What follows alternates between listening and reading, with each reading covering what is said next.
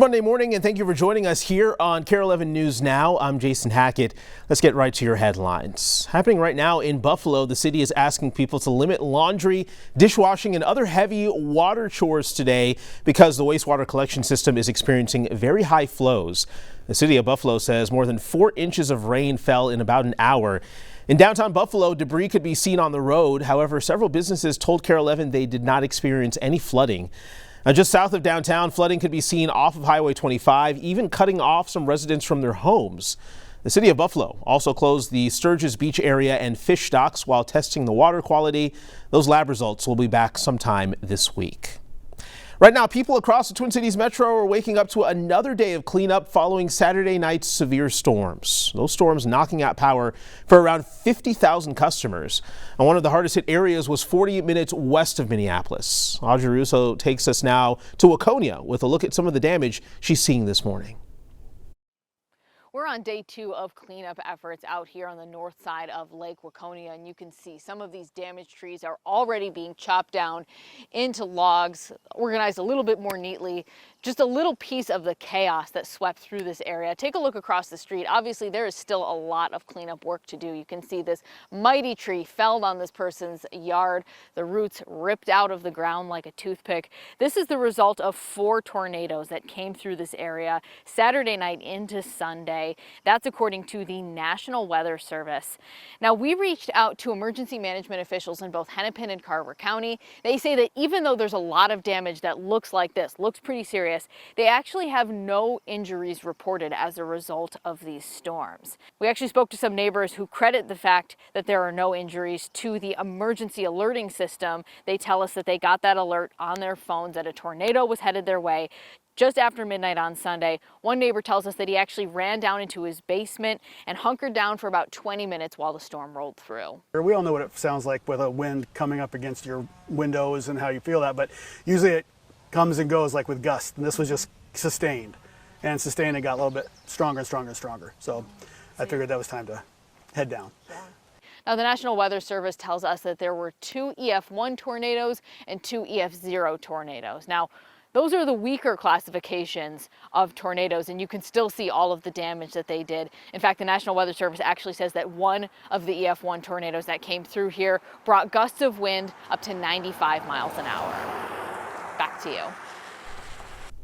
Audrey, thank you very much. New video this morning of the procession for 2 fallen firefighters who were shot and killed during an ambush on a mountain in Idaho on Sunday. This happened in Coeur d'Alene, about 30 minutes outside of Spokane, as crews were responding to a brush fire that authorities say was set intentionally by the shooter. That shooter, according to the sheriff's office, was found dead overnight with a gun near him. Officials say a man started to fire around 3:30 our time on Sunday and then started shooting when firefighters arrived, forcing the entire area to shelter in place for about 6 hours. So we have currently 1 dead shooter. Based on the preliminary investigation that was being conducted, keep in mind we had a fire that was rapidly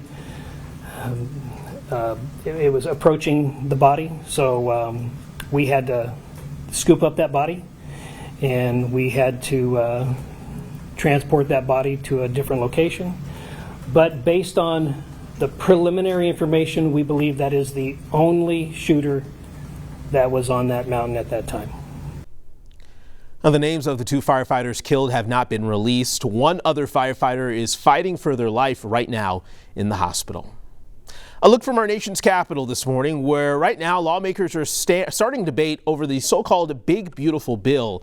The senators just started a process to offer unlimited amendments before a final vote. Now, Republican leadership is trying to steer the legislation through the Senate before a self-imposed July 4th deadline. Alice Barr is on Capitol Hill with the very latest. Hi there. While all but 2 Senate Republicans backed the bill in a procedural vote over the weekend, Democrats are doing everything they can to slow it down, forcing the Senate clerk to spend 16 hours reading the full text out loud, looking to make every detail public. Today, one big debate on President Trump's massive domestic policy package known as the One Big Beautiful Bill. This morning, senators starting a vote-a-rama when they can offer unlimited amendments to change the bill before a vote on final passage. Democrats making their objections clear late into the night. This legislation is the most significant attack on the health care needs of the American people in our country's history. The bill includes cuts to programs like Medicaid that the nonpartisan Congressional Budget Office estimates would cost more than 11 million Americans their health care. Republicans argue changes like new work requirements will make the program stronger in the long run. We want them to be safety nets, not hammocks that people stay in, but getting people on their feet. Republican Senator Tom Tillis opposes the Medicaid cuts and on Saturday voted against a key procedural vote, though the bill still advanced 51-49. On Sunday, after scathing criticism from President Trump, Tillis announced he won't seek re-election. Asked if there's room in the GOP to disagree with the president. If you have the courage to, and if you don't, there isn't. Democrats also objecting to extended tax cuts, part of why the bill's expected to add more than $3 trillion to the deficit over 10 years. Using fake math and budgetary hocus pocus to make it seem like a gargantuan tax break for billionaires is going to cost virtually nothing. That's insane. Republicans largely lockstep. It's going to make us all more prosperous. Looking to press ahead with the Trump agenda. There is very little margin for error here, and we're expecting to see amendments from senators in both parties, with Republican Susan Collins saying she's leaning against final passage without substantial revisions, as President Trump urged cost-cutting Republicans not to go too far.